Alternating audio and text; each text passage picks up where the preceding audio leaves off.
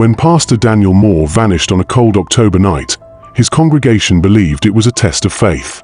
But as the days turned to weeks, the truth they uncovered was more horrifying than any sermon on sin and redemption. Pastor Moore was more than a preacher. He was a man of deep conviction, a devoted husband, and a father to a teenage son, Caleb. At 47, he had dedicated his life to New Light Baptist Church in Brooksville, Tennessee, a tight-knit town where everyone knew everyone. His sermons were fiery yet full of compassion, urging his congregation to seek truth in all things. Hold on, if you love the true crime documentary story you are watching now, subscribe to the channel for more updates. Thank you. On the evening of October 17, 2023, Daniel told his wife, Sarah, that he was heading to the church for a late-night prayer session. It was not unusual for him to seek solitude in the quiet of the sanctuary. But when dawn broke and his side of the bed remained cold, Sarah's unease turned to panic. His truck was found in the church parking lot, keys still in the ignition. The doors to the church were locked, but inside, a half-burned candle and an open Bible lay on the pulpit. It was as if he had simply vanished into thin air. Local police treated it as a simple missing person case.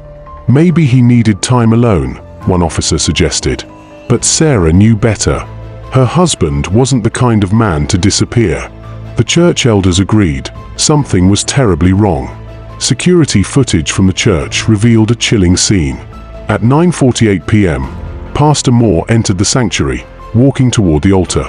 Moments later, he stopped praying and looked up sharply, his face twisted in terror. Then, as if driven by pure fear, he bolted toward the back exit. The footage became even more unsettling when investigators noticed the doors. They had swung open violently, yet no one was there. Pastor Moore had run into the darkness, chased by something unseen. The town launched a massive search effort. Volunteers scoured the woods, abandoned buildings, and nearby roads, but there was no trace of him. Rumors spread quickly. Some whispered that he had fled due to a secret sin. Others believed he had been taken. By whom, no one could say. Then, a week later, an old farmer made a grim discovery, a blood-stained Bible on the banks of the Holston River. It was identified as Pastor Moore's. Inside, one passage was circled in red ink, "For nothing is hidden that will not be made manifest, nor is anything secret that will not be known and come to light." Luke 8, verse 17. Investigators scoured the area but found nothing else. The discovery rattled the town.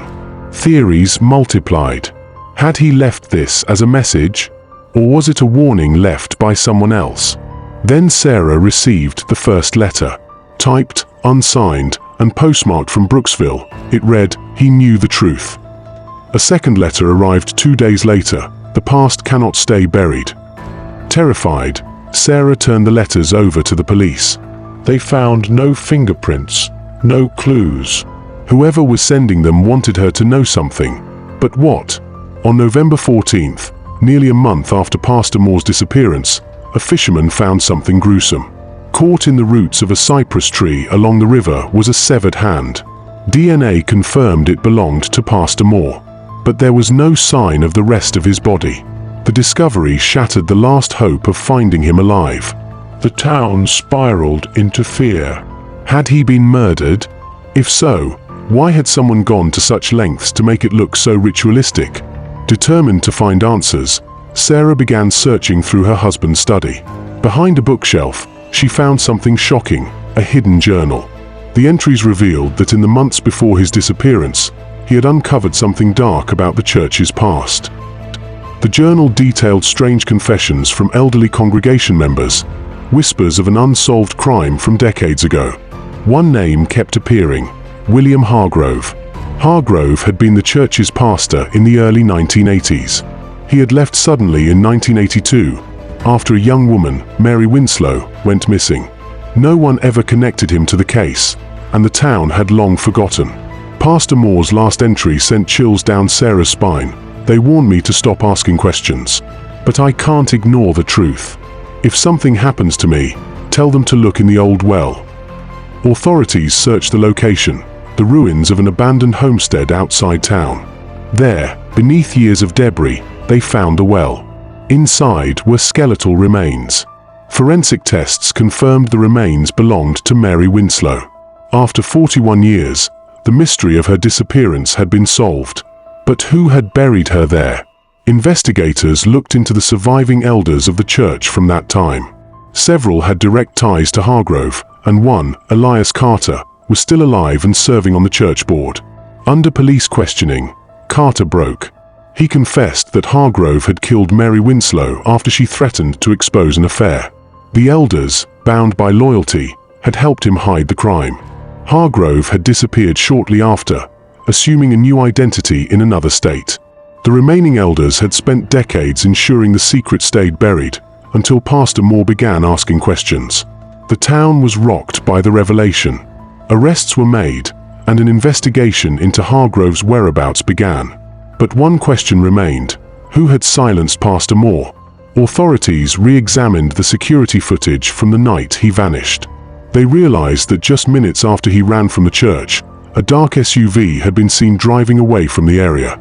The vehicle was traced to a former deacon, Joseph Mathis, who had been a close friend of Carter's. Confronted with the evidence, he confessed. Pastor Moore had been abducted and killed for digging too deep. Mathis led investigators to a remote forest where, buried beneath an unmarked grave, they found the rest of Pastor Moore's remains. His body showed signs of struggle, but ultimately, he had been strangled. The town mourned deeply. A candlelight vigil was held in his honor, and his final sermon was read aloud: "The truth is never lost to time. It waits, buried, longing to be found." With the elders behind bars and Hargrove arrested in another state, justice had been served. But for Sarah and Caleb, the loss was unbearable. As Sarah stood at her husband's grave, she held his journal close. His final words echoed in her mind, words that had cost him his life. The truth will always come to light. And in Brooksville, it finally had.